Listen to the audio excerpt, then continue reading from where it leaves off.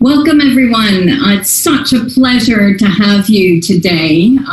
Even if we are all feeling the effects, the multitude of effects of floods across the globe and of continuous hunger as well across the globe and the impacts of the pandemic. Actually, this very important session today that we are running with Now Partners, both the Club of Rome and Now Partners and my partner in crime, Walter Link, is to bring everyone together around the UN Food System Summit through what we call independent dialogues. These independent dialogues try to unpack some of the key issues as we look towards the food system as a holistic system. And as we try to understand the value chain and where we can find solutions and real game changers within the food system in order to make, in particular, in my case, because I am co-chair of the Resilient Track, the food system increasingly resilient to future shocks, to future conflicts, to future pandemics. So what we wanted to do as we open up this dialogue today is bring to you some of the greatest thinkers and actors in how we actually look at regenerative agriculture and how we apply regenerative agriculture in order to enhance the food system to become truly resilient to future shocks. We're very much hoping that through these presentations, we can then have a panel discussion and also interact with you. Now, the great news, and Hunter, you haven't even heard this yet, so you're going to be happy, which is that we have now got a coalition which is coming out of the UN Food System Summit on agroecology and regenerative agriculture. There has been such a push from civil society, from many countries from across the globe, really behind the benefits of agroecology and regenerative agriculture, both for local production, local consumption, future, as I said, resilience building, etc. So we will have an independent session next week. It's just been decided. So Walter, I haven't even been able to tell you that we will actually have an independent session that will be led by the French government and the Senegalese government and other countries. So I hope that we will be able to give you more news about this and bring you all together during that session as well, probably on the 26th. So let me just give you a few words of where we believe the Food System Summit is truly going to contribute to the discussions that we're having on food systems. If we move towards the Secretary General's statement and call to action, really what is being said here is that we have to underscore the urgency to act in light of the impacts of COVID-19 and the centrality of the food system. But we also need to act in light of the impacts that we're all seeing with regard to climate change, biodiversity loss, and also economic impacts if the food system is truly not resilient.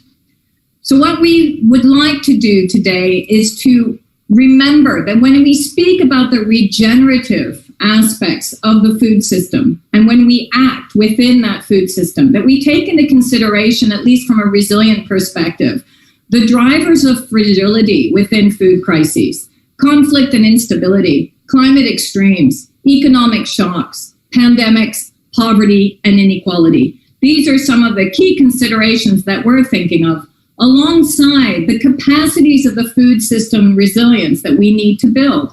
How do we underpin and anticipate shocks? How do we prevent shocks? How do we absorb these shocks? How do we adapt to an evolving risk scenario, as we're seeing that access to food is not always a guarantee when we have crises and shocks before us? What are the components of food security, and what are the components of regenerative agriculture that will enable that food security? Availability, access, stability, utilization, nutrition and food safety, agency, and of course, sustainability.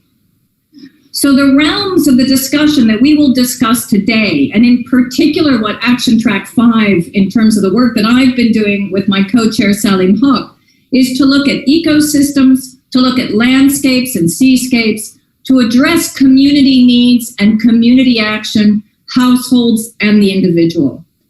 So I'm really pleased to open up this session and to hopefully have a very good exchange with all of you from across the globe as to how we can continue to promote regenerative agriculture as the way to move forward with regard to building resilience across the food system. So Walter, over to you. Thank you.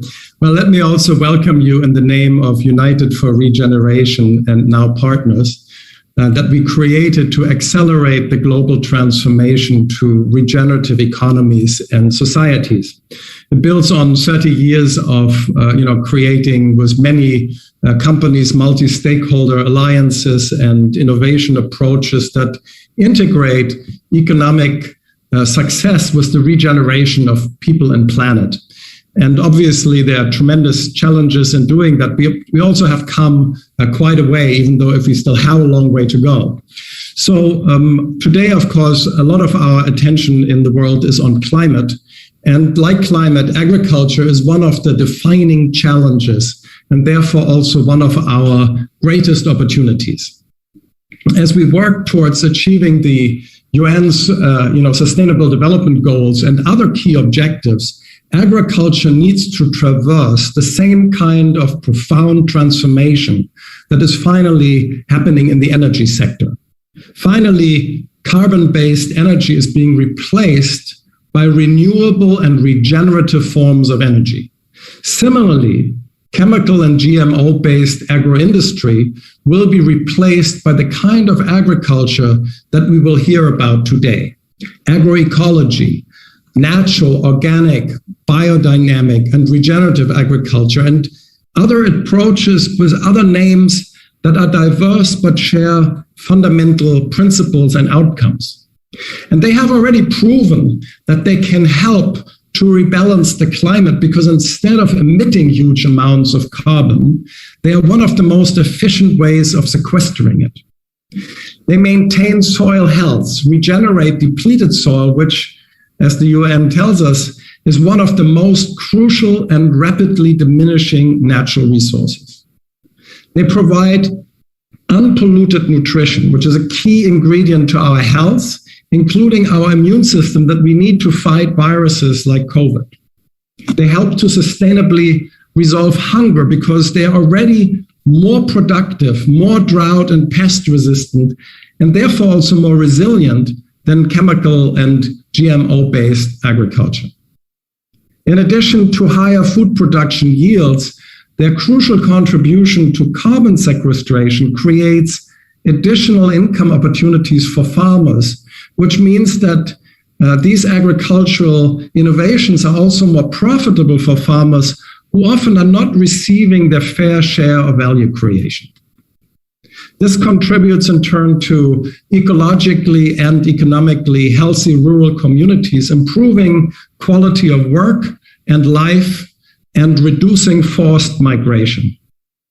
Because they are widely distributed, they also foster innovation and democratic empowerment. They counter the concentration of power in a handful of corporations that have a tendency to monopolize our agriculture and food system, which in turn reduces innovation. In other words, these forms of agriculture that we hear about today hold the key to a truly sustainable and regenerative development because they integrate equitable economic success with the regeneration of people and planet.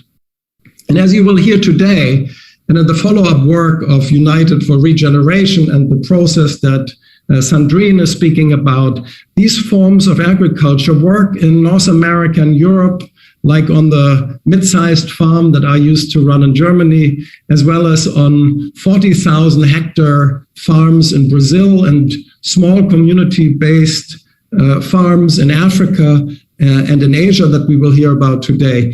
So as convener, Sandrine and I wanted to highlight the broad global representation and also the diversity of this evolutionary development, and to make clear that these are not interesting individual stories that are nice to talk about at dinner, but they are the systemic alternative to chemical and GMO agriculture that, like carbon-based energy and other unsustainable business practices, need to evolve or be replaced.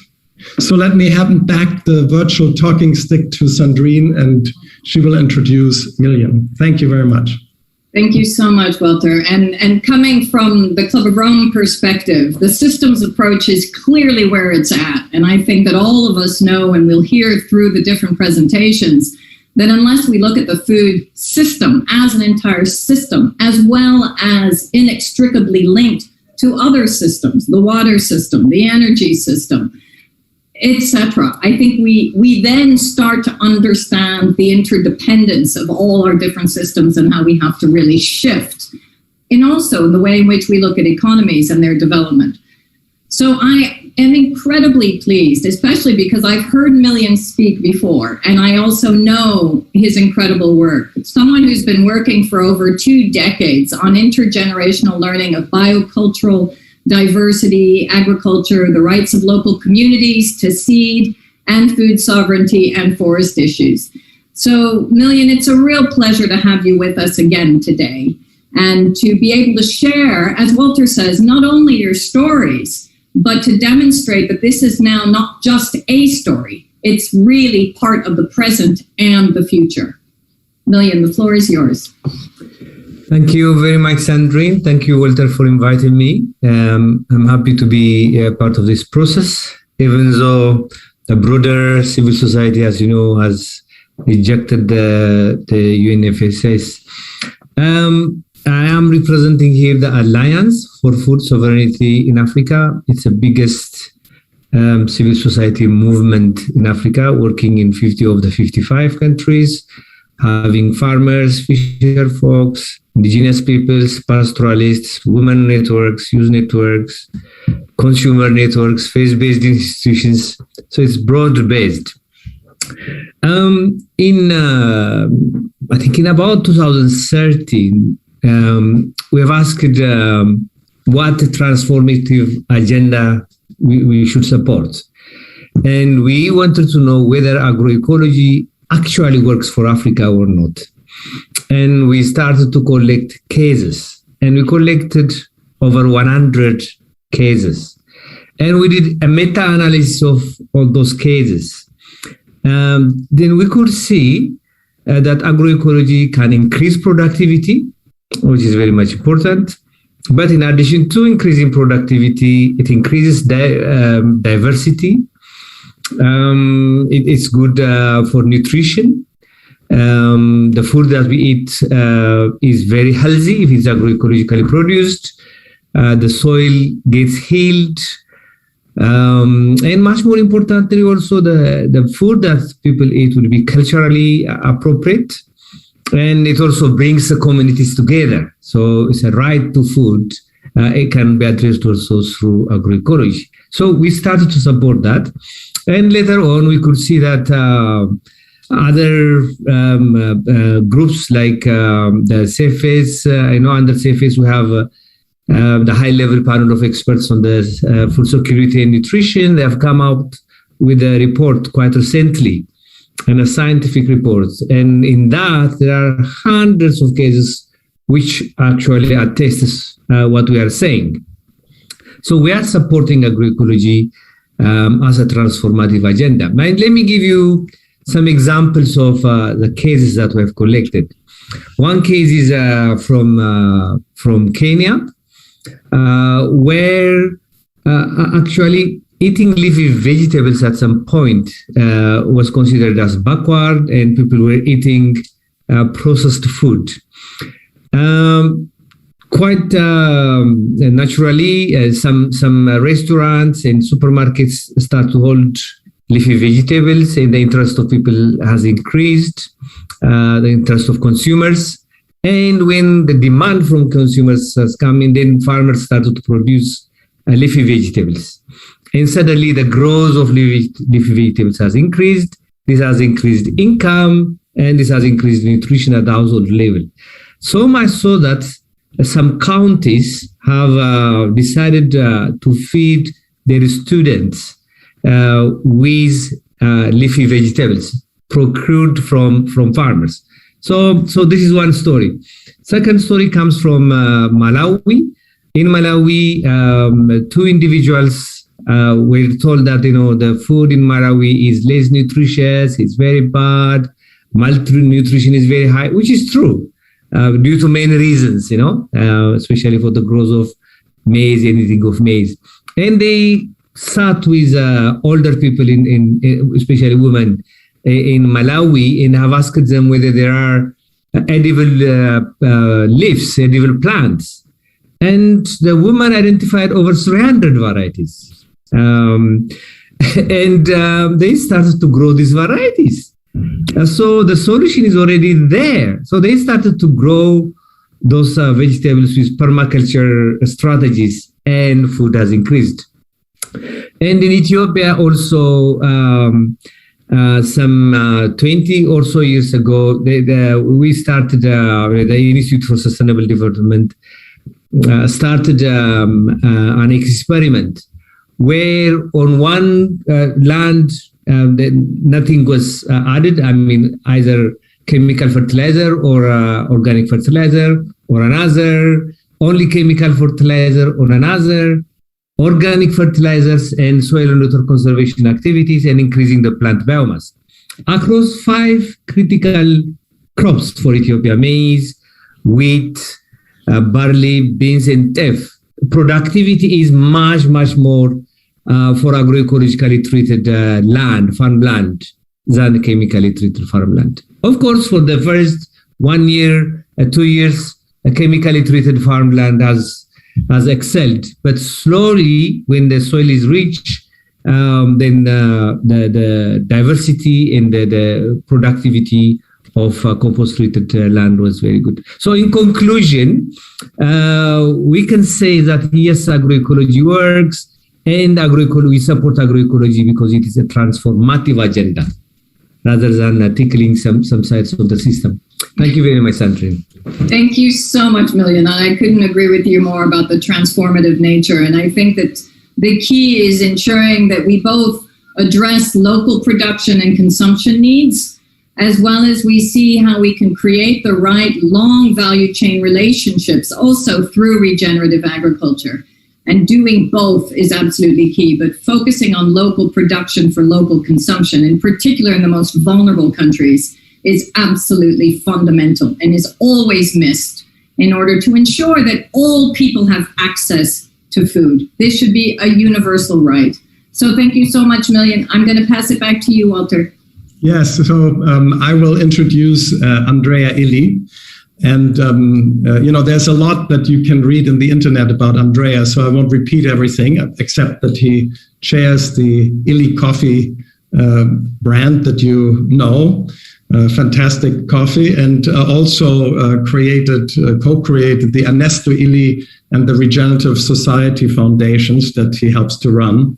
And they do, as the names already say, a lot of work in the food and agriculture space and regeneration in general. But I think what is not so easy to find about him is, and hopefully we'll see a glimmer of this today, is the amazing commitment and passion for regeneration that he has, and also the deep scientific research and business skill with which he represents and translates that into action. Because all of us who have run companies or organizations know it's so much easier to talk about what should be done rather than to actually do it in these very complex global contexts. And so I'm looking very much forward to hearing Andrea to tell us what you are doing to move both your company, but also the supply ecosystem and the overall food system in the direction of regeneration. Thank you, Walter, for your great presentation, and I'm very pleased to be here with you. Can you hear me? Okay, great, because I see only Walter, I don't see myself. Okay. So actually, everything was born with my grandfather, who was the founder of illycaffè. His dream was to offer the greatest coffee to the world. And so this dream is something we still try to pursue as much as possible. And of course, the company strategy is entirely, let's say, derived from that dream. Our strategy is to lead globally sustainable quality in coffee. So sustainable quality is a definition which is progressively expanding. It started only with the sensorial, so the coffee taste, and nutritional definitions, component of quality, but now more and more it's about also the environmental quality as well as the social one. Coffee is an important commodity. It's relevant for 25 million families in the south of the world. Many countries depend on coffee for their export, and many growers as a kind of subsistence agriculture. So it's really relevant also because for us in the Western developing countries, coffee is a source of well-being. And for those who produce it only in the south of the world, most of the time in low-income countries, it should be really a more than decent a source of development. So this is why our commitment has been bigger and bigger.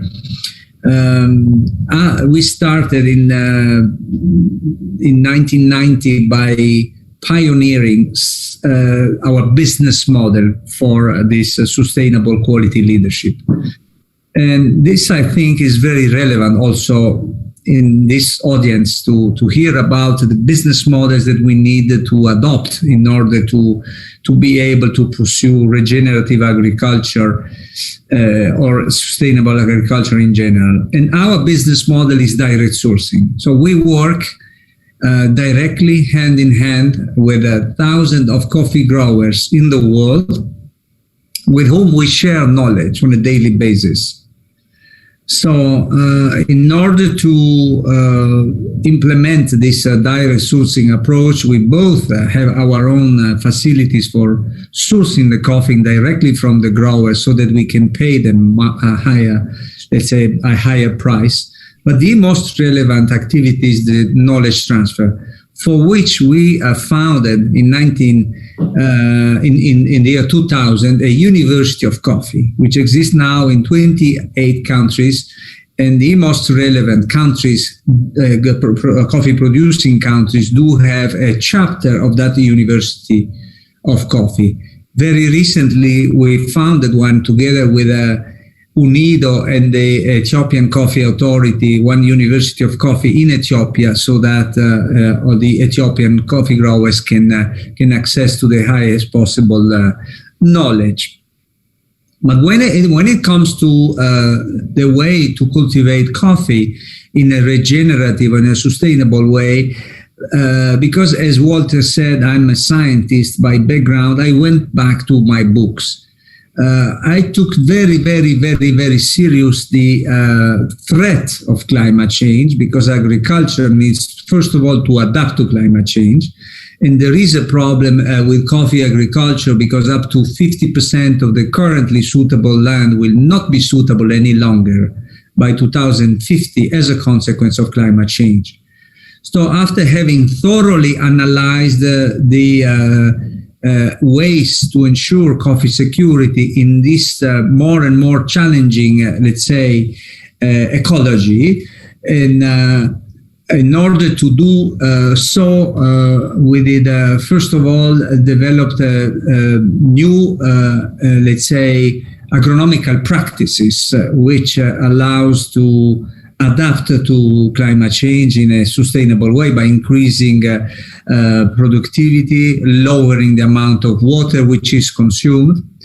And the second most important endeavor is to develop new hybrids which are resistant to the resilient, as we might say, you adopt this fashionable word, to climate change. And this is our contribution to this important work, which is the World Coffee Research, has been to map the Arabica genome so that the research team seeking new hybrids resilient to climate change can have this relevant information source to check the hybrids that they are developing for the resilience.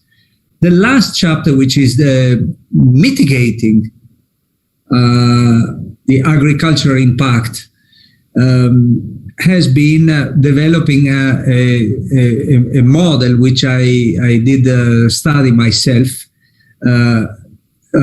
during a sabbatical, which has been called Virtuous Agriculture.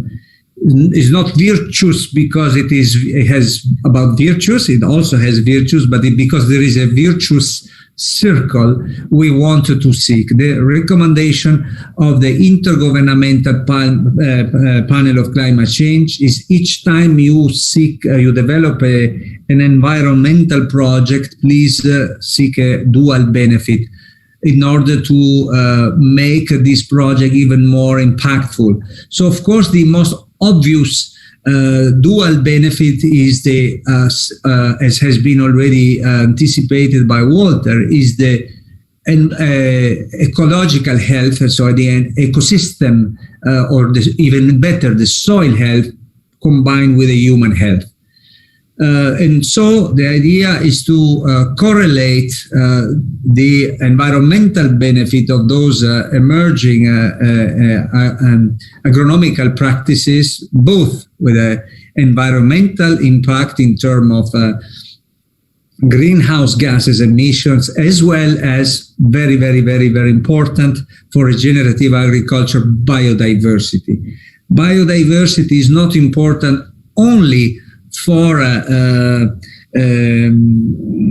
the resilience of the plantation itself, because the only way to get rid of all this chemistry in terms of fertilizers and defensive agents is to develop the natural defenses of the plant, which can only be done by triggering the soil biodiversity, by enriching soil with organic carbon and having this soil microbiota creating fertility, water retention, and the natural defenses against pathogens. But equally important, this soil biodiversity also contributes to the so-called geochemical cycles, which are responsible for the homeostatic conditions, climatic conditions, and environmental conditions in the regions where, in the agricultural region. So this is one of the areas of investigation. So we did publish a few weeks ago a review of the soil microbiota, mapping the soil sample genome and assessing how many species are available in the soil. This has been one of the scientific, let's say, endeavors that we are doing. To finish this story, we are now in the process to develop methods through computer science, machine learning methods, trying to build a database containing agronomical data and combining them with nutritional data, and try to identify those substances which are responsible for the benefits of coffee to human health. We are fortunate because coffee is acknowledged to be good for health and positively associated with longevity. It's just a way to probe whether this or that of those chemical substances which are understood and acknowledged to be antioxidant or anti-inflammatory are also connected with the way you grow coffee. All this is a continuous improvement approach. Hand in hand with growers, we are now stimulating growers to completely rethink their strategy towards fertilization. We are now perfecting the measurement tools so that soon, as soon as possible, because these measurables are not available yet, at least in our industry, so that we could be able to have a standard carbon footprint of 1 ton of coffee, and then start measuring how more efficient our growers will be following these agronomical practices that we are developing, and paying them with a carbon credit basically for each ton of coffee they are successful in saving, thanks to this, let's say, regenerative or even better, virtuous agricultural practices. So this is more or less our experience.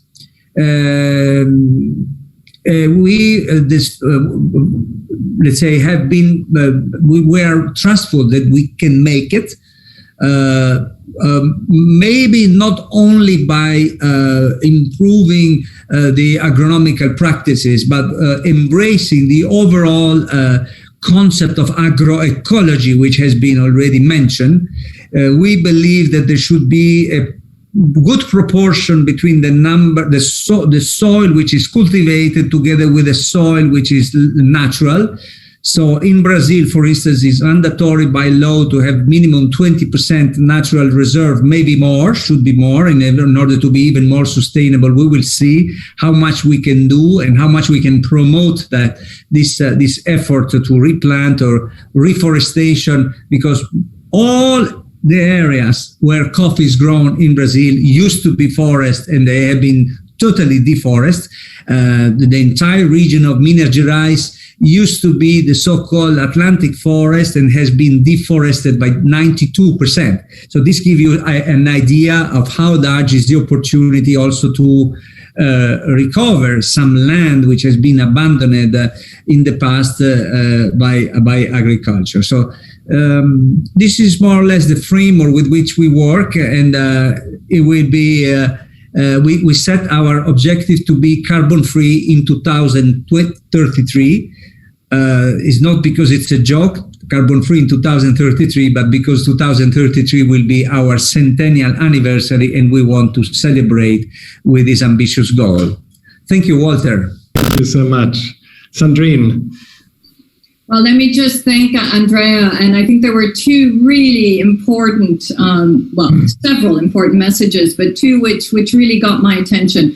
One is the importance of soil, which, by the way, in particular, the work between the soil hub, which will now be established also and has been promoted by what we call Action Track 3 on environment, biodiversity, etc., and the links between soil and regenerative agriculture. And I think that has been absolutely recognized. So thank you, Andrea, for making that link. I think the other key link is the carbon footprint link. And again, congratulations on making that commitment, because it's fundamental that we do look at commodities across the globe and their footprint, both in terms of deforestation and also other footprints, whether it be the way through waste. So I just wanted to thank you for that. As you can see, we're shifting from different regions, and now we're going to take you to Vijay Kumar Thalam, who obviously is in India and is also doing phenomenal work in India. Vijay has an incredible career of both working with the government and outside of the government, but also particularly looking at the elimination of rural poverty.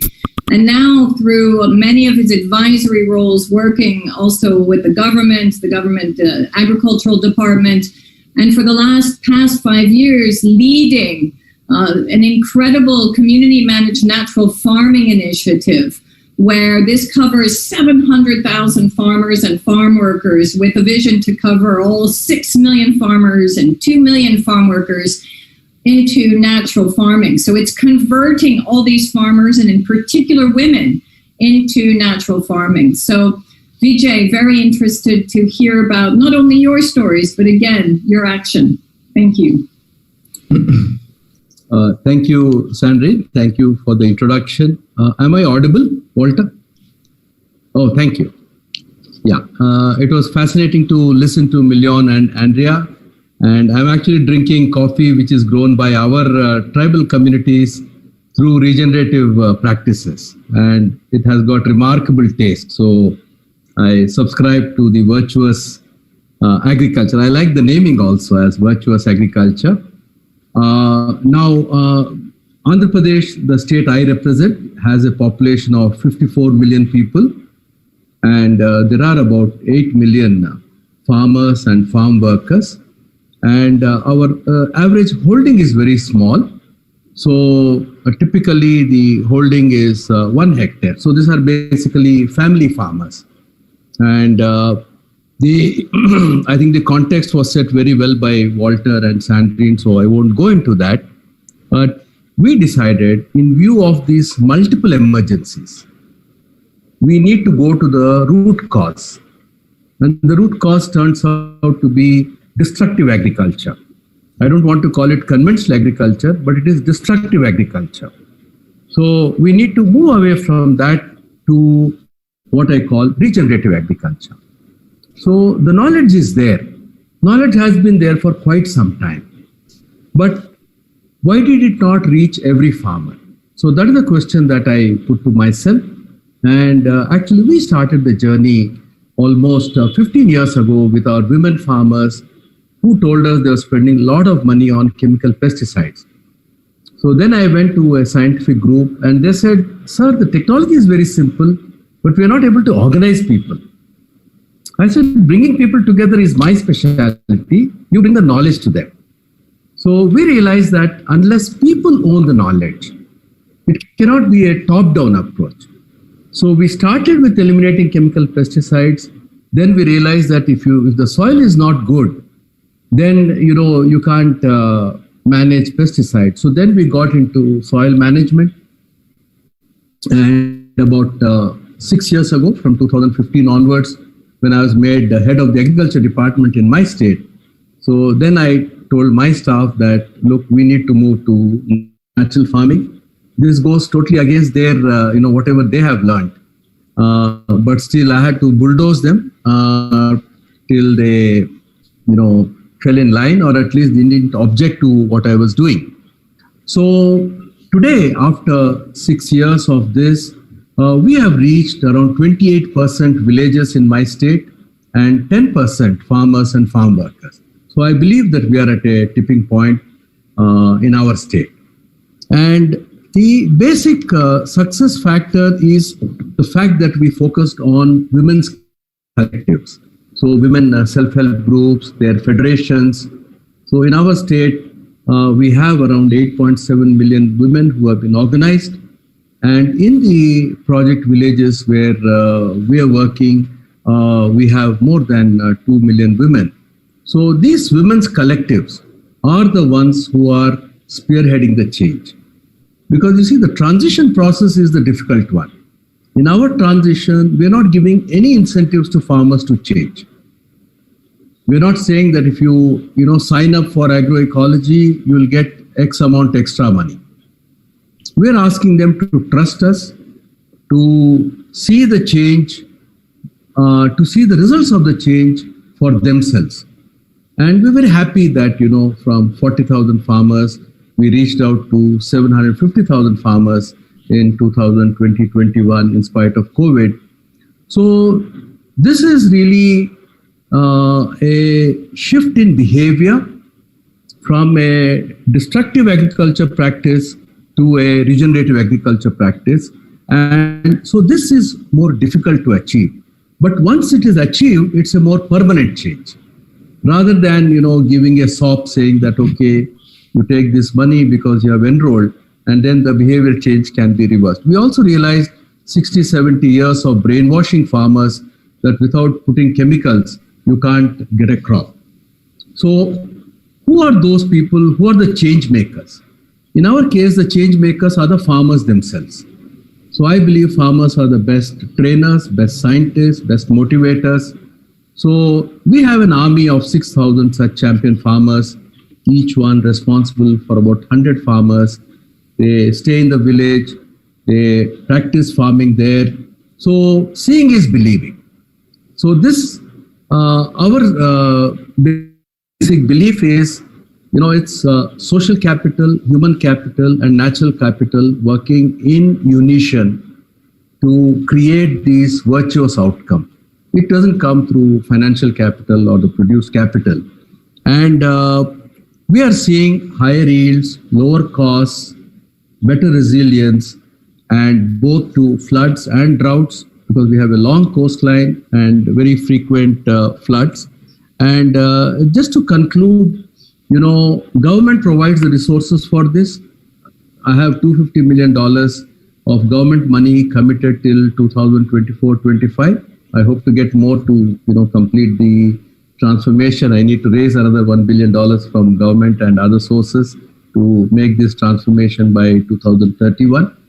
I'm also showing that this transformation is good for government finances. We can reduce subsidies on chemical fertilizers. We can reduce subsidy on electricity, because we are finding that we have around 40 to 50% saving in water and corresponding savings in electricity charges. So I'll conclude here, and then maybe we can have more interactions, because as Walter said that, our stories can go on for hours. So I'll stop here. Thank you. Maybe Sandrine, if I may just add one of the, because I'm a vice president of Savodia, which is a big social movement in South Asia, similar to the work that Vijay, you are doing. And I think what's so important that you talk about is this transition process, right? We come from an agriculture that in a way has completely dehumanized and materialized something so fundamental as food production and nature. Nothing could be more fundamental, And I think that what these movements in Asia do so beautifully is to really engage the whole human being in this transformation. So in Savodia, we have this beautiful statement, you build the road, or you build the transformed agriculture, and the agriculture transforms you, because in the process of doing it together as a community, you really are connecting with each other. You build shared governance systems. You, in a way, create true democracy, because I think this is something that's eluding us around the world, right? We have an ideal, many of us, of democracy, but it's not exactly lived. You vote from time to time, and often you feel frustrated. So I think doing things together as people, really bringing about change, learning from each other, with each other, and then taking decisions together, that's a true living democracy. And a true living democracy also brings truly sustainable results. Thank you, Walter. I could not agree with you more. And I'm sure that as we move to Hunter, she will also have a few words on this. I think, Vijay, your points were so well taken also in terms of the interlinkages between social, natural, and human capital. And that is key. And we've realized that actually the food chain, again, we cannot continue to commodify food purely. We need to ensure that actually there is universal access to food. And that comes around this social, natural, and human capital thinking as well. The social capital is both to ensure the lives and livelihoods of smallholders and all those that are part of the food chain, but also to ensure that those people not only get good nutrition, but actually have access to food in the first place, which is ridiculous that so many people still do not have access. When you talk about natural capital, I now want to bring in Hunter, because this is, it's a real pleasure for me to introduce Hunter. She's a fellow member of the Club of Rome and a good friend, a real warrior in the area of natural capital, and has been forever. Clearly, when she started with Amory Lovins, of course, at the very beginning, the Rocky Mountain Institute, but all of her work since then and all of her publications have been trying to look at that interlinkage between natural, social, and human capital.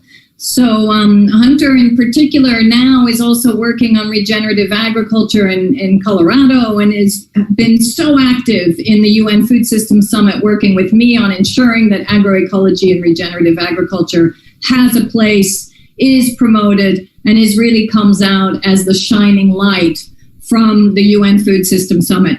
maybe just to Million's quick point around the fact that, Million, and I understand why you and others have found it difficult to support the UN Food System Summit.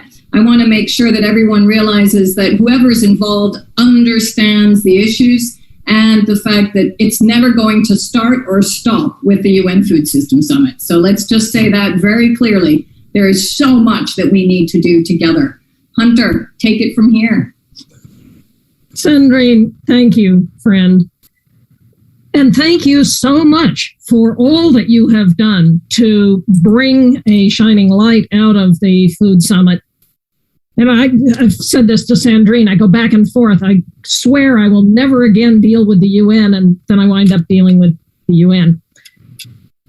On the other hand, the world needs a global body to convene these conversations. These are the critical conversations. So when Sandrine called and said, would I be a part of this? Like, yeah, okay.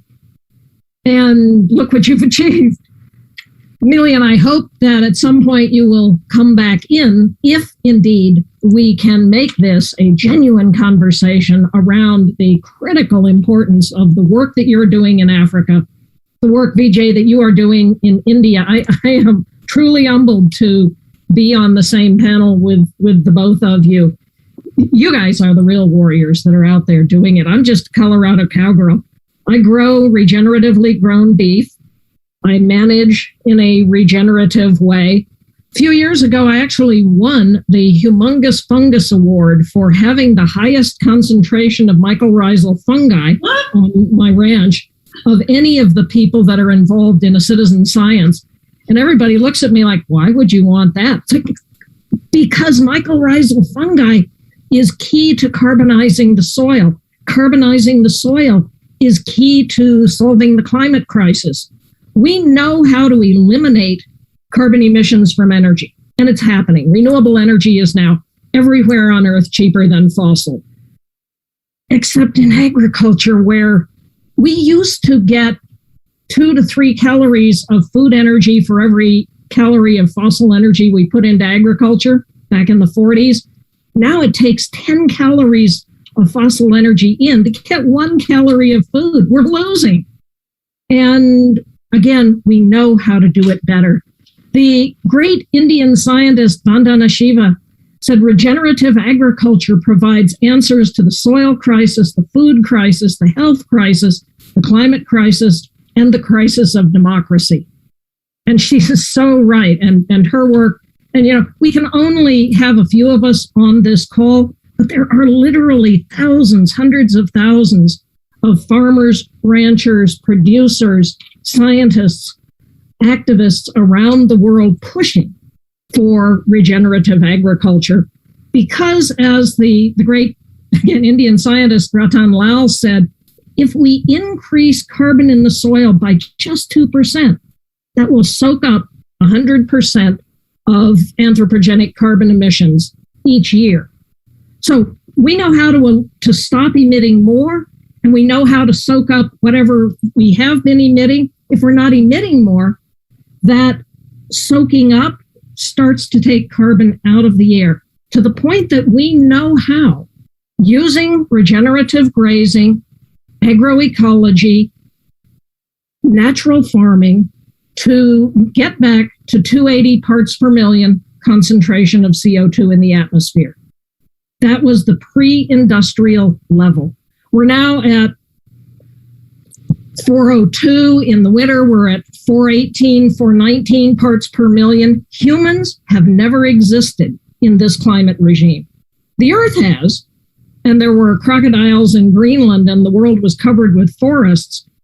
What got us to the point where humans could live was the grasses of the world soaking up the carbon and mineralizing it into the soil using this mycorrhizal fungi. So farmers like Gabe Brown, Gabe's a good old boy, North Dakota, corn, soybean commodity farmer. He was going broke. And he said, I'm going broke. I got to do something different. Somebody said, well, start doing no-till. Don't break the soil. When you turn the soil upside down, you decarbonize it, you denitrify it. So he started doing that. And then he said, I'm still paying a lot for fertilizer, and now I'm using more herbicides and pesticides. They said plant cover crops. Those cover crops will put nutrients in your soil. The deep roots will take carbon deep in the soil. You won't need fertilizers. You won't need pesticides. You won't need herbicides. Well, okay, I can cut my costs. So he did. He is now getting as high yields of corn and soybeans without fertilizer, without any of the poisons. And he realized without the poisons, the mycorrhizal fungi proliferates. With the mycorrhizal fungi, the carbon increases. Gabe said soil carbon is the key driver for the nutritional status of plants and therefore animals and people. Soil carbon is the key, he says, to soil moisture holding capacity.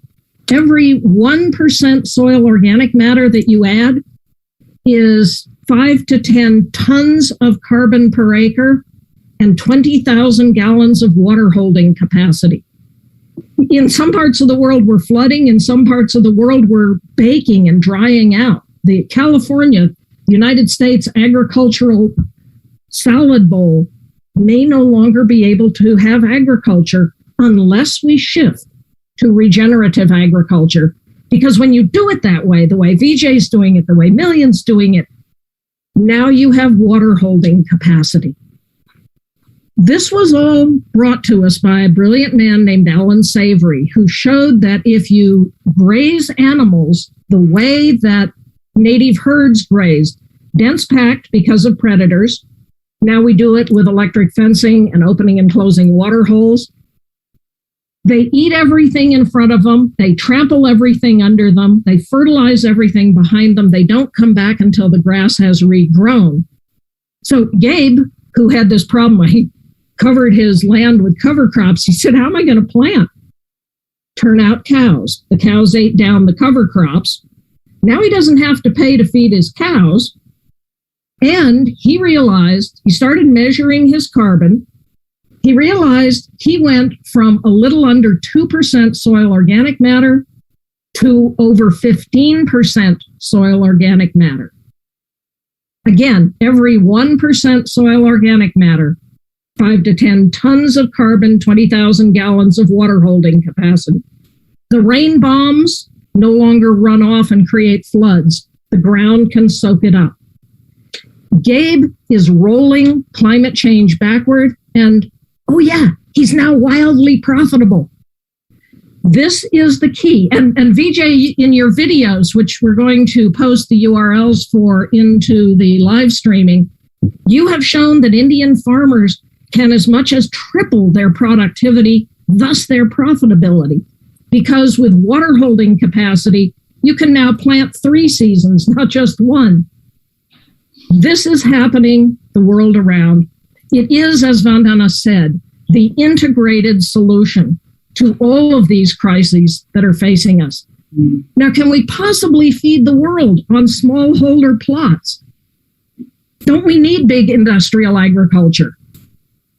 UNCTAD put out a report in 2013 saying, actually, 70 to 80% of food today comes from smallholder farmers, and it is the only way we will feed the world. At the same time, the big guys are getting into the act. So General Mills took Gabe Brown's 5 principles of no poisons, living root in the ground, cover on the land, 365 days, minimal disturbance, animal impact, and made those their corporate 5 principles. Now, Vijay has added 4 more that are indigenous to India. So this is a living, evolving system. General Mills is implementing regenerative agriculture on over 1 million acres. Microsoft has said, not only are we going to be carbon neutral, we're going to be carbon negative by investing in regenerative agriculture and nature-based solutions. We are going to offset all the carbon the company has ever historically emitted. Bezos then said of Amazon, said, well, I'm going to put $10 billion into doing this.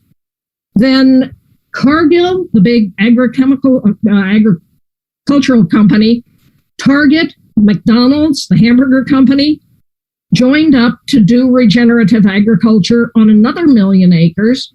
And Walmart said, we're going to be a regenerative company. These guys have no earthly idea what they're talking about, but hypocrisy is the first step to real change. They are starting down the path of asking and answering, what is regenerative agriculture? Is it a way we can make more money? Short answer, yes. It's also the way we will save humanity. Bravo. Thank you, Hunter. I love the hypocrisy is the step to real change. Fabulous. I'm going to get back to Walter. I think that you're so incredibly compelling, Hunter, and clearly also all of these other examples of big business taking this on. And I think that as long as we hold them accountable for their hypocrisy and remind them what they've said, then we're all okay. Yes, ma'am. We do have to hold them honest. We do. Hunter and I are just writing an article about, and then a book about regenerative value creation, which really is this, condenses all of the stories into one term, which integrates, the regeneration of people and planet with business success and economic development. And at this point, I would normally introduce my dear friend and colleague, Leontino Balbo, who was on the program. Unfortunately, his father died. And so he just died yesterday, so he can't join us. But he asked me to say some words in his stead. And I think it's important to talk about his work because it's an important piece of the solution, but also an important piece of the story, because somehow a myth has established itself in the view of many well-intentioned people. And this myth is that, organic or natural or whatever we call these different kind of agricultures are very nice for small-scale impact and for wealthy people in the global north that want to pay more for food. But they are really not a solution for hunger. They're not a solution for the big challenges, right? And this myth, we have to break through because myths are very, very powerful. And so it's very important to hear these stories that Hunter was just telling of this vast scale in which one can produce regeneratively, but also, Vijay, in a way, it's vast scale and million. It's only very many people working on small scale, collectively producing, my apologies, producing very large scale. And to do it in this way, as we're just saying, more productive. So it's not, that is the only selling point of chemical and GMO agriculture, that they are more productive, but they're not more productive. And it can be proven in the examples that you've heard. And it's also proven in the work of Leontino Balbo, who heads the company called Nativa and cultivates 1/3 of the global organic cane sugar and alcohol on 40,000 hectares of land in the state of Sao Paulo in Brazil. And he also advises the owners of much larger holdings that cultivate other of the large crops from soy to citrus. And each time, when you look at this agriculture, you think monocrops, how could that possibly be good, right? But just because you have a lot of sugarcane on one field doesn't mean it's a monocrop, because there's lots of other plants and lots of other wildlife that's growing there. So in his sugarcane fields, he has a larger biodiversity than the surrounding forests have. Lots of animals have come back and chosen to be in the sugarcane field rather than in the forest, because the sugarcane fields have such a rich agroecology. So he says, and I think you would all agree, that when the soil gets really healthy, like the human immune system, it can fight off what's not helpful. So the roots of the sugarcane become so strong that the termites and other animals can't bite into them. But the termites become a perfect manure delivery system. So he introduces more termites into the field because they are perfect for nutrition. So there are many, many things that he is doing, and that lead to this increased productivity, increased pest resistant, increased drought resistant, and therefore much greater resilience. And the interesting thing is he has like 2,000 screws that he can, ways to interfere with the situation. But he says it's so simple. There are a few simple things that anybody around the world could do to change very significantly the situation of their soil and their food production.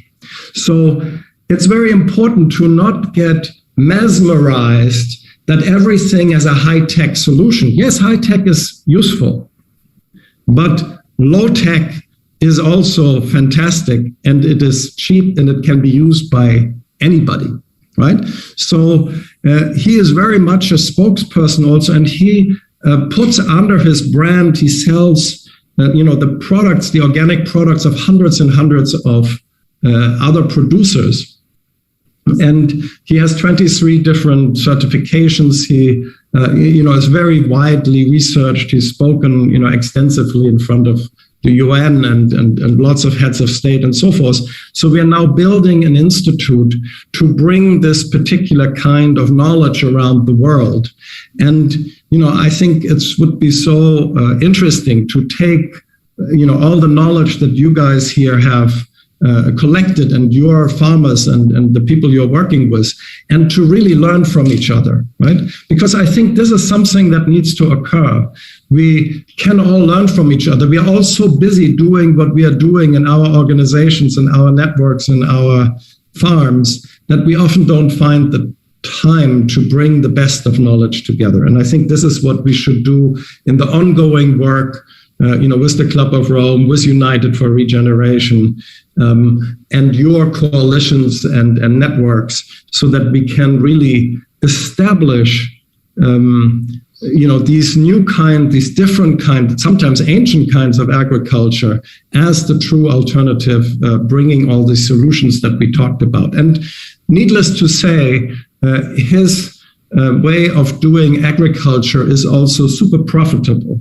Many of the big brands, from Mars and Danone and Natura and so forth, want to buy their products because they want to associate it with the story, because customers around the world want to buy into that story. Investors around the world want to invest in that story.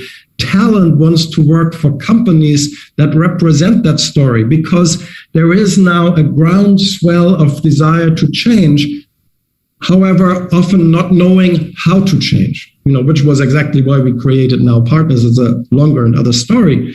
But I think we need to break through the myth that we need agrochemical, GMO agriculture to feed the world, and we need to help farmers around the world to know how to do the farming in the ways that we are all describing. So with this, I want to move on to Steve Galster and introduce him, because he is leading a similarly fascinating organization. He is the CEO of Freeland, and he runs a global campaign called End Pandemics that United for Regeneration is also partnering with, and my family company in Southeast Asia is partnering with, and many other 75 organizations from around the world. And what it does is really it focuses on the root causes of the last 4 pandemics that have the same root cause. And all of our attention at the moment goes, of course, to the COVID situation and to vaccination, which are all important and useful.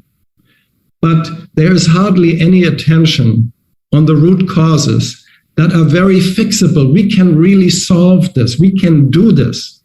And so, for example, in Thailand, where we are very active, my family company is there since 142 years. The government is completely supporting the prohibition of all the root cause issues and the implementation. We just worked with ASEAN a week ago, talking to the parliamentarians, and the goal should be really to achieve a UN resolution and legal introduction, around the world, and of course, most critically, practical implementation. And I haven't told you what it is about, but Steve will do that. So, Steve, to you. Thank you, Walter, and it's really an honor to be among all of you. I'm not a regenerative agriculture expert, but I come from a global team, this alliance called End Pandemics, which does have experts in that area. And I can tell you that all 75 of the organizations support it. And in fact, we're trying to link up with our different areas of expertise to promote it, because we think that it also helps to mitigate the risk of pandemics. So let me tell you a little bit about what we're doing. I'm going to just, I will show a few slides here. And just one moment. Sorry. Okay.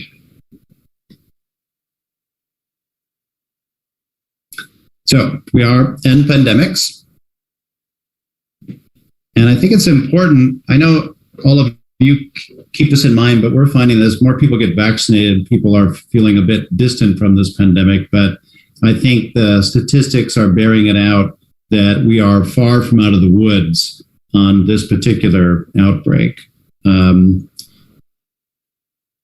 And I come from a national security background, actually, and what I find astounding is that here we have something that's had bigger negative impact on the world than any natural disaster or terrorist act in the last century.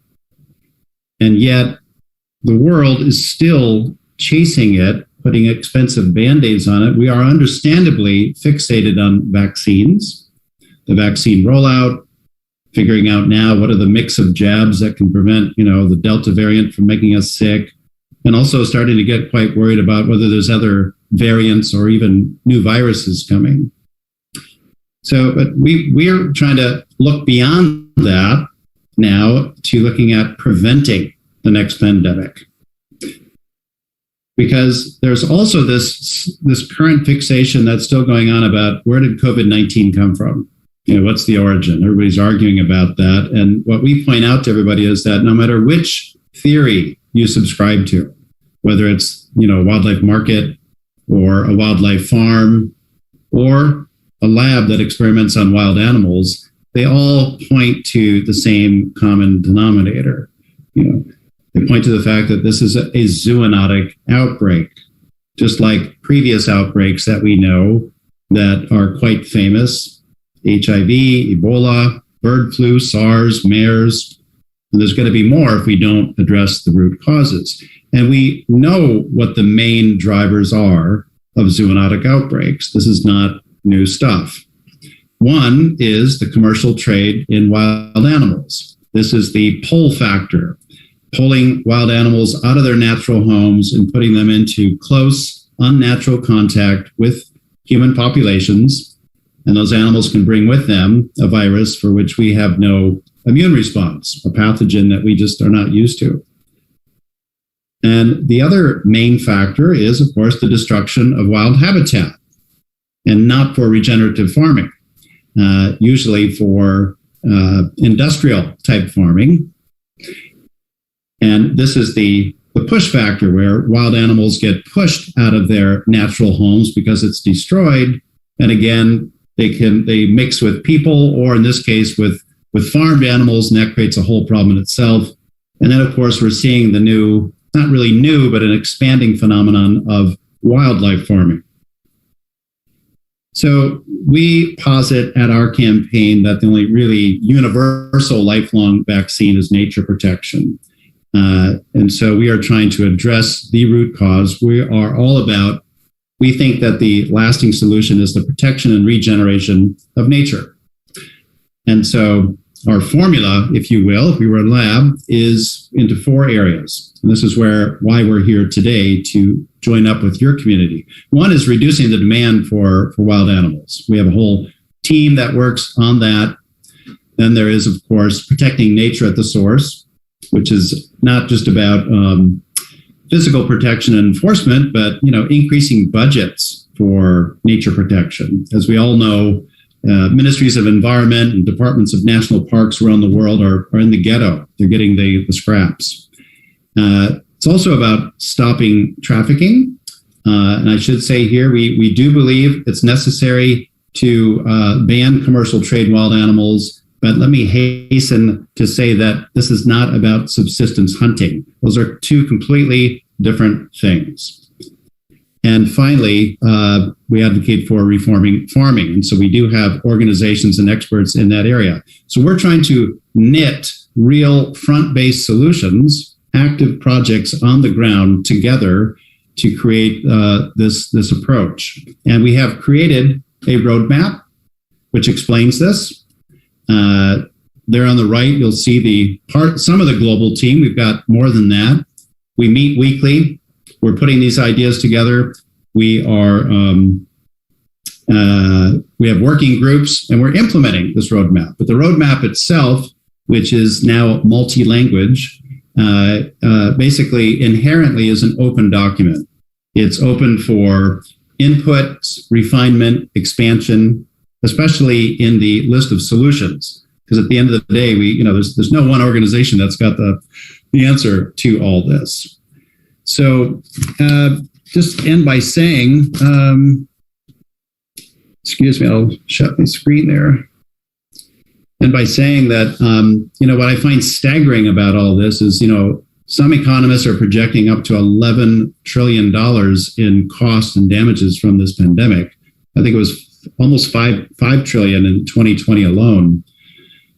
That's $54 billion per country.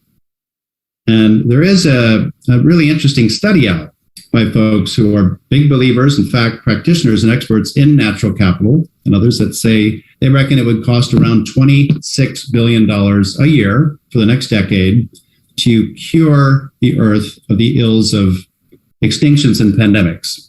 Now, whether that figure needs to come up or down a little bit, it's a lot less than 11 trillion. So I think, the money's there. And so what we're working on with Walter and with B. Grimm and others and our whole alliance, we have been briefing members of parliament, like we did just 2 weeks ago in Asia. We will be briefing other governments, but the roadmap has recommendations for governments, corporations, other NGOs, and individuals, right down to the individual level, on what everybody can do to mitigate the risk of pandemics. And I think you would probably be pleased to see some of the stuff in it from our regenerative agriculture experts that made sure that part was covered. But we would love to hear more from this community. We'd love to team up with you, get your inputs and expertise and perhaps partnership. And I appreciate you inviting me here today, Walter. Thank you.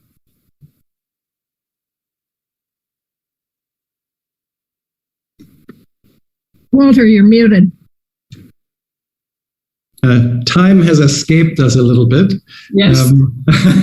As it happens when passionate people share, and Million was still like staying within his few minutes, and then we went from there. But let's take the last 15 minutes and have some dialogue amongst ourselves, make some comments on each other's statements, so that we have at least some of this interactive flow happening.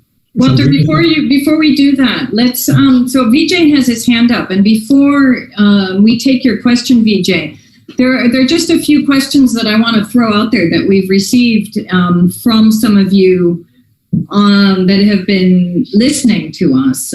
One in particular to Andrea. So I hope Andrea is still with us. around how much the value chain is adopted and scaled up across coffee producing origins. So if you could maybe think a little bit about that. So I think that the key question is you're pushing sustainable food supply, but how much of it are you really feeling there's a shift in the value chain across many coffee producers, or is it just you leading the charge? So that's one question.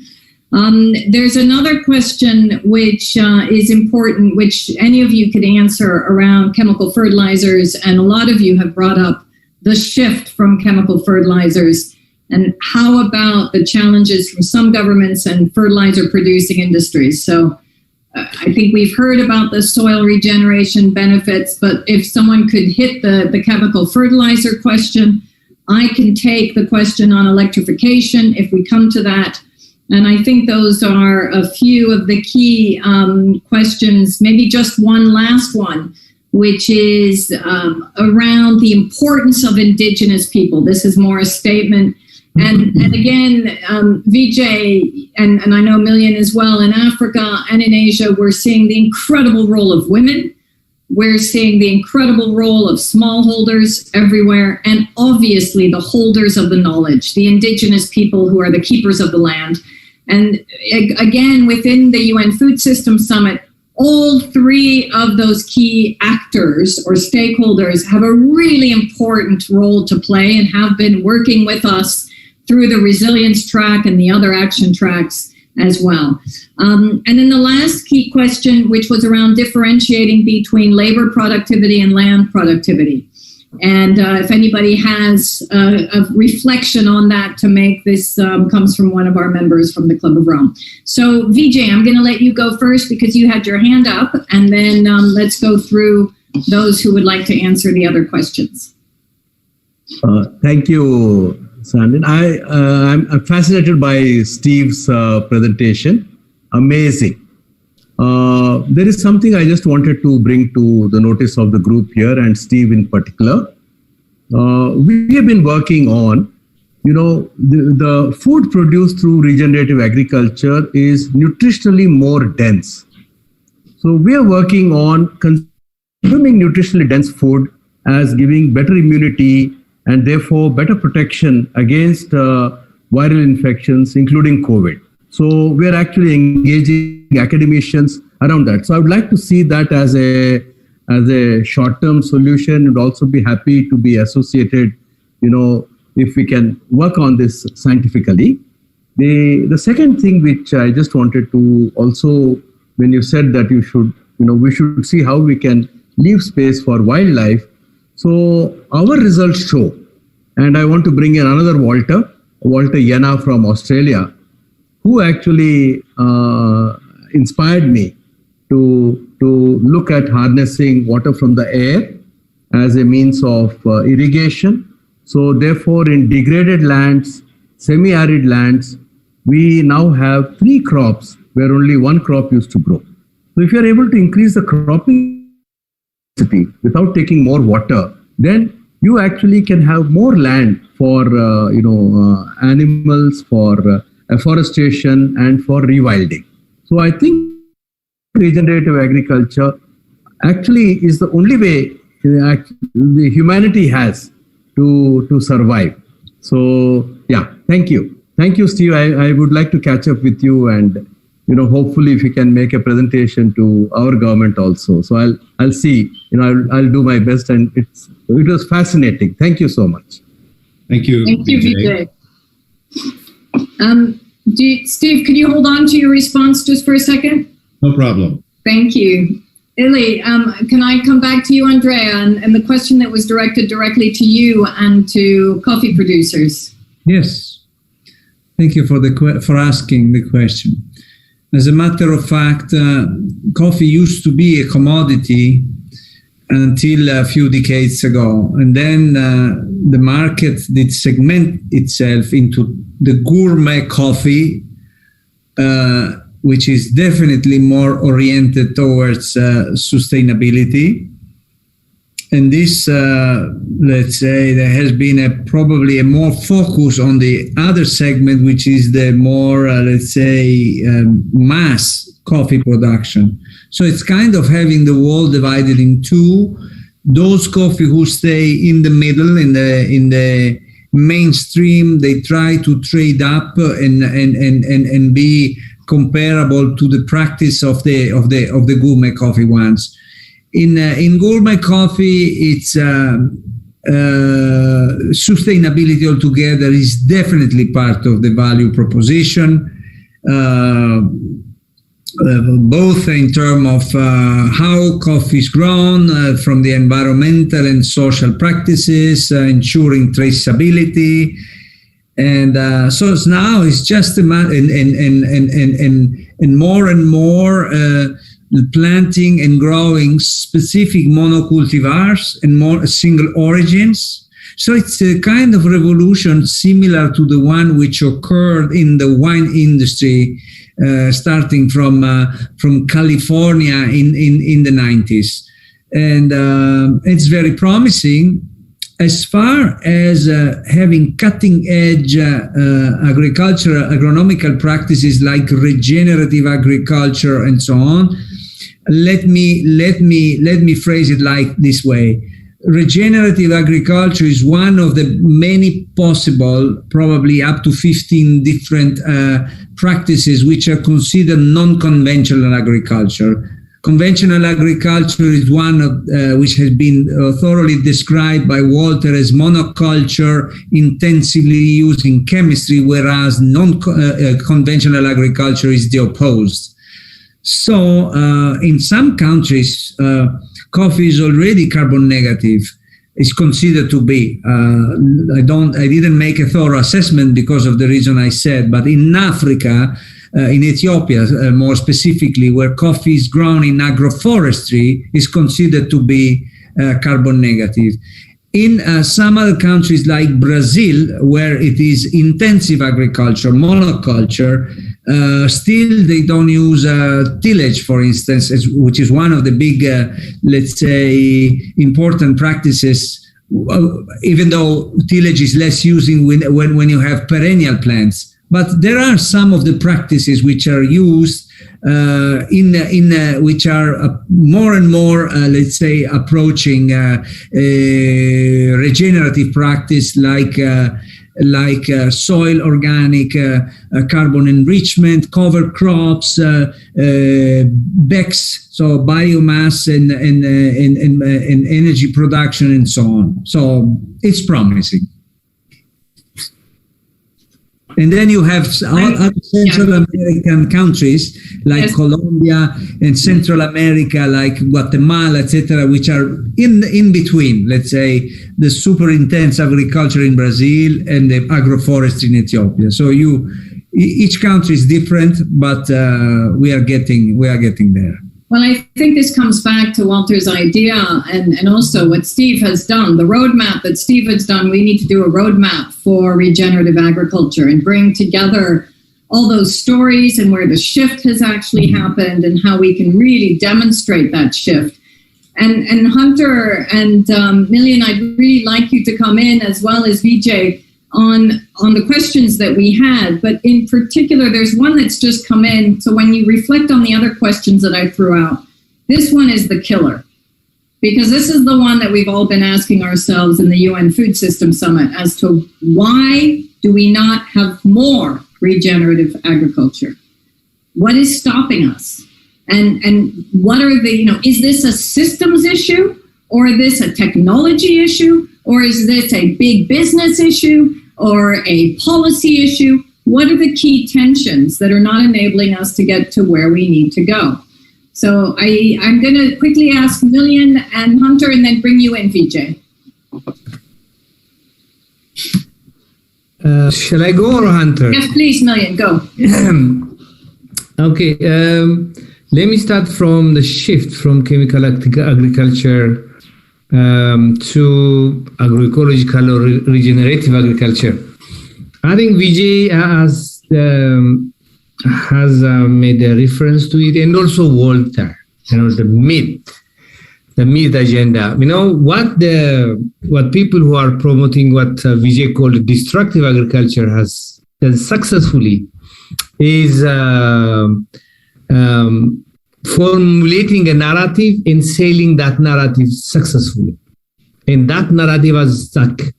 And one time Vijay told me that's even in the DNA of some of our government and our researchers, So this narrative of we can't produce more food without using agrochemicals, without hybrid seeds, without reorienting your agriculture to commerce, all that it's sold effectively. And we all know that we cannot shift in a day from chemical agriculture to agroecology or regenerative. It needs time. That time is very much important. In our part of the continent, how can you keep yourself alive in the transition time? So it's not easy even to transition, you see. You can't ask farmer to risk his life in the life of his family in the process of transition. So there needs a support of that transition, that period. So it has to be carefully guided. It has to be part of the government's policy. That's very much important. Indigenous people's knowledge is very critical, really critical, for so many reasons. We all know that we get forests in natural areas much more in areas where indigenous people live. So they are the custodians. That's very much important.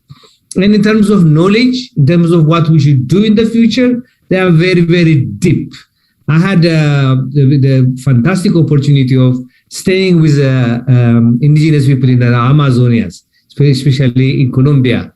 And they blew my mind. So very, very powerful people. The last one, why not more of regeneration or why not more of agroecology? I think IPS Food had identified 8 lock-ins. The industrial agriculture has locked us in into a form of agriculture, which is very difficult. I don't remember them very well, but the measurement, productivity measurement, what do you measure and how do you measure? Cheap food is cheap now.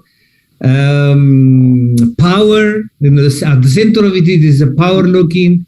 Path dependency, we have moved into a path. So to get back from that, our path to the right path is very much difficult. So there are lots and lots of things that have already locked us in.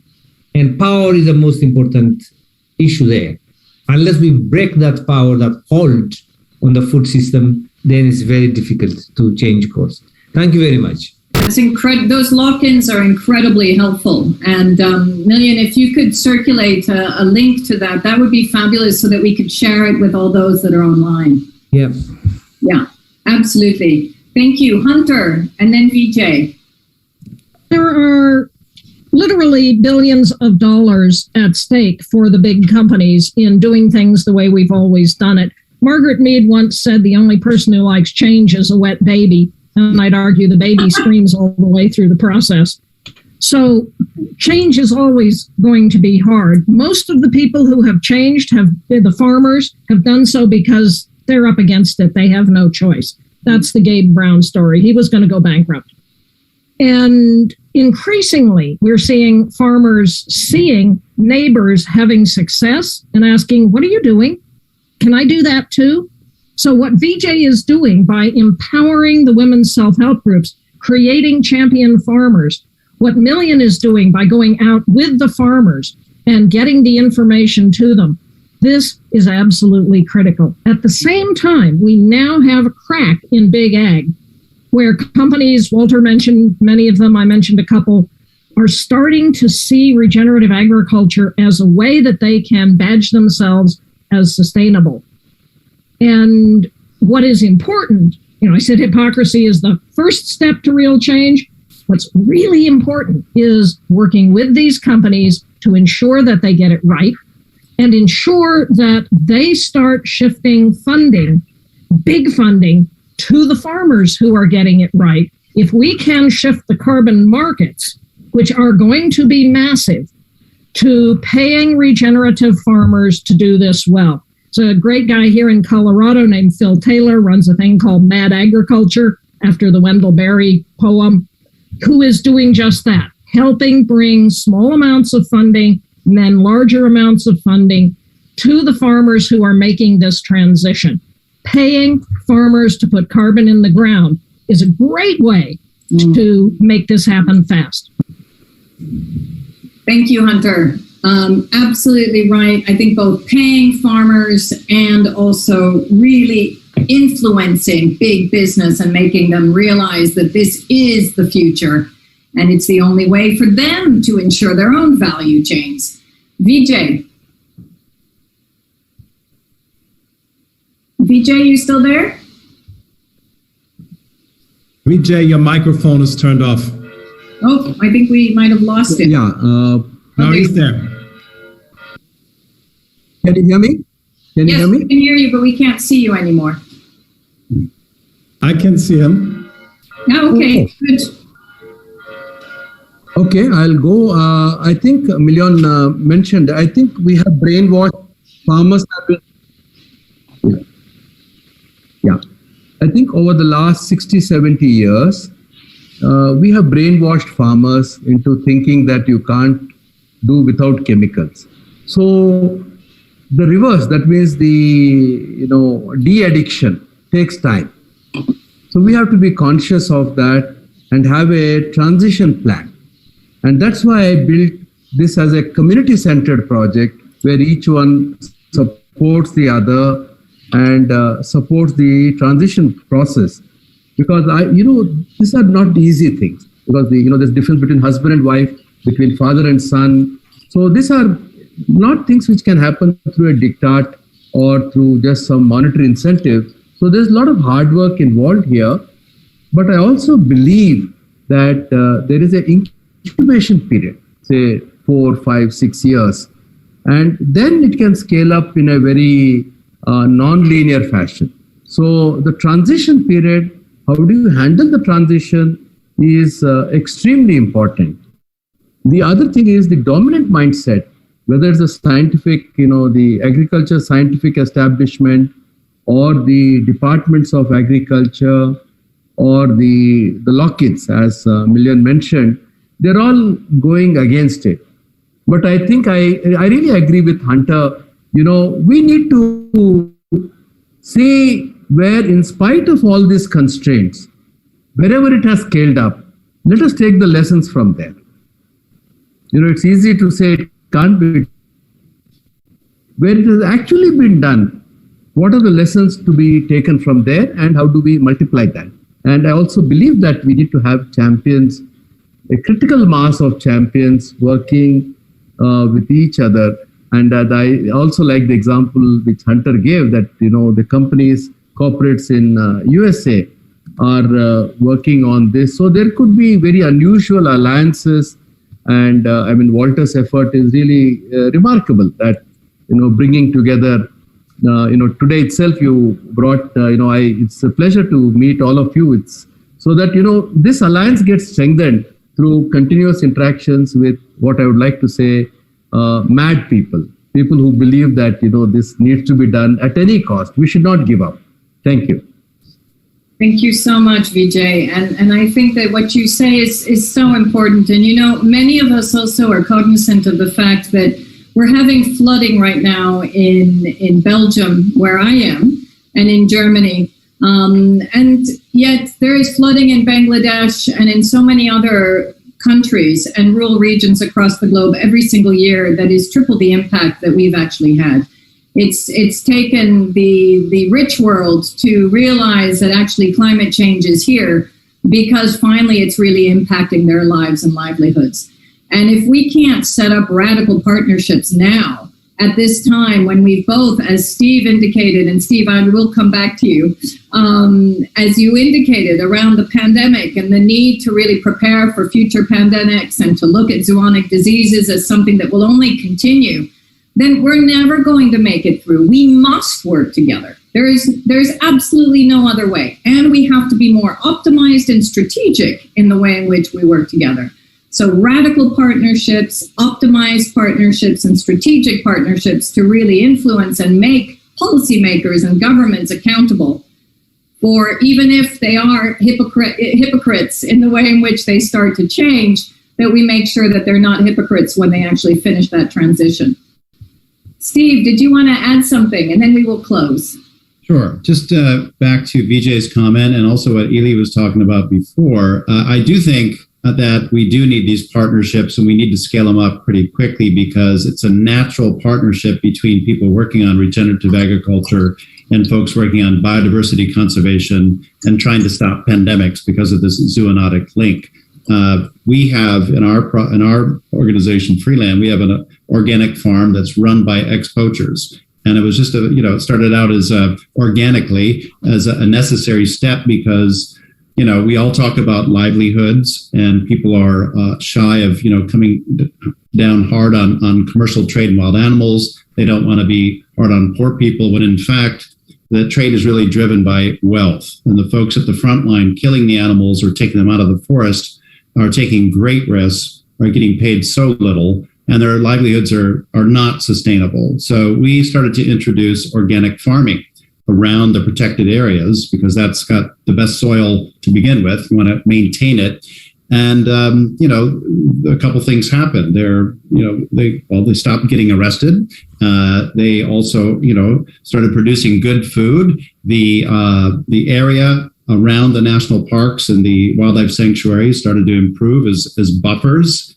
And so all of this, are reasons. And too often, wildlife protection folks and scientists, field biologists and national park folks and agriculturists, we're operating in silos. And I think that's why the so-called One Health approach is really important. And that's essentially what we're advocating for is, but a strong sort of sharp One Health approach with more specificity to it. That's what you'll see in our roadmap, but that's what we want to join up with all these other sectors. Like I said, we do have regenerative agricultural experts in our alliance, but we need more. And we've got frontline solutions. And I just think we need to go beyond theory to highlighting some that we heard today and more that, this can be scaled up instead of international organizations subsidizing massive industrial agriculture. Start subsidizing the One Health approach. Thank you. Thanks for bringing we have to close, but let me say one thing, and it's the thing that I started with.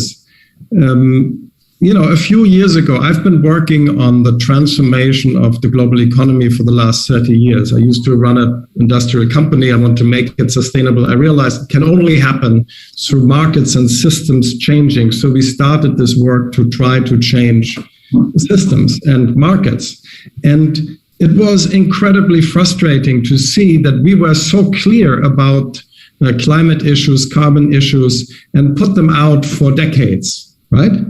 And then a few years ago, it all came out and now it's everywhere, right? So the same can happen to regenerative or, other names for good agriculture. The same can happen for pandemics. We just have to keep working on it and realize that it is generally a combination of people wanting to do the better thing if they have the possibility to do it. They think it's actually economically also possible for themselves because publicly many people may not want to admit that they have strong economic interests, but people, individuals, organizations, companies, states think very strongly in these interests. So we need to address all of the mixture of what's going on in people's heads, whether they run governments or companies or households, and persistently and respectfully keep coming back and creating the conditions for them to make that shift, which is both an inspiring transformation and a pragmatic transition. And with this, we are sorry that we took you minutes over here, but I hope it was worth it. And Sandrine, great to partner with you. Everybody here, wonderful to have you with us. Sandrine, a last word? Yes, first of all, thank you so much to Vijay, Hunter, to Andrea and to Million for your incredible stories, your incredible game-changing work. And if you're willing to have us, I know that the Club of Rome and now partners and all the work that Walter is doing and Steve's work as well, I think we can all become radical partners together. So let's make that happen. Steve, you will be happy to know my other announcement is that One Health is on the agenda. It is central to the UN Food System Summit and will be one of the major pleas coming out of the food system. So just one last remark and reminder. As we see Bezos and others deciding to take their rockets to the moon for joy rides of 10 minutes, I just want to remind everyone, and that's why I've got my rocket behind me, which actually is Tintin's rocket, that our mission is not to the moon. Our mission is to save planet Earth. Regenerative agriculture is part of the solution. There are so many other solutions. We need to bring those together. We have a decade of action. The new IPCC leaked report data demonstrates that we're already at 1.2 degrees. We are getting to 1.5. We have no time. So radical partnerships are not radical. Radical partnerships are essential. And that is my last call. And if we don't, after this Zoom, all come together around this very important area and really change things in the next 2 years, then we have failed. So that is my mission for all of us. Thank you so much for joining, and see you soon. One correction, Sandrine. Earth will remain, human beings will go. I completely agree. I completely agree. This is the greatest existential risk, and we're such idiots. Yeah. And George Carlin said, save the earth will be fine. Absolutely. It's humans who are going away. We're our worst enemies. So let's save the humans. Let's save the humans. That's the plea. And the earth. If we can't live within the earth boundaries, then we don't deserve to be here anyway. And other species, because we are also the predatory species on the planet. And we have stewardship possibility. Thank you, everybody. Take care, everyone. Stay safe. Bye. Bye. Bye. Bye. Thank you so much.